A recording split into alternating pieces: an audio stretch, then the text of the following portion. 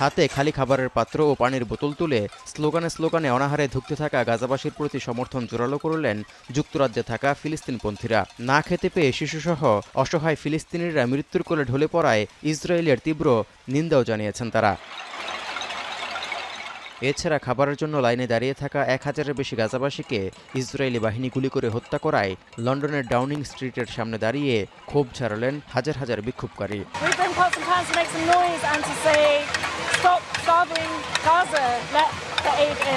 The amount of children that are dying from starvation, there's supposedly 1 in 5 children malnourished. গাজায় ক্ষুধা দূর করার জন্য অবরোধ তুলে নিতে খোদ ইসরায়েলি ভূখণ্ডেও বিক্ষোভ করেছেন আরব সম্প্রদায়ের হাজার হাজার মানুষ। তাদের হাতেও খালি থালা বাসন ছাড়াও ছিল অপুষ্টিতে ধুঁকতে থাকা শিশুদের ছবি।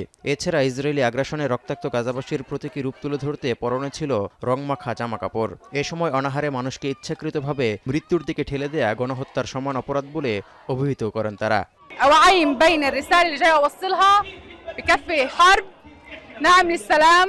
গাজায় দুর্ভিক্ষের মুখোমুখি ফিলিস্তিনিদের সমর্থনে শুক্রবার তেহরানের রাস্তায়ও বিক্ষোভ মিছিল করেন ইরানের হাজার হাজার মানুষ।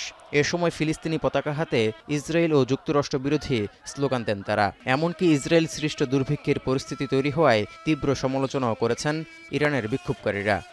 در این روزگار اون مردم اون بچه‌های بیگناه اون زن‌های بیگناه که ما اسکلت یک بچه 4-5 ساله رو می‌بینیم مظلومیت زن و کودک একদিন ফিলিস্তিনি পতাকা ও হিজবুল্লাহ সহ অন্যান্য গোষ্ঠীর পতাকা হাতে লেবাননে বিক্ষোভ করেছেন কয়েক হাজার মানুষ। ক্ষুধার সংকট দূর করতে দ্রুত ইসরায়েলি আগ্রাসন বন্ধের পাশাপাশি সীমান্ত খুলে দেওয়ার জোর দাবি জানিয়েছেন লেবাননের জনতারা।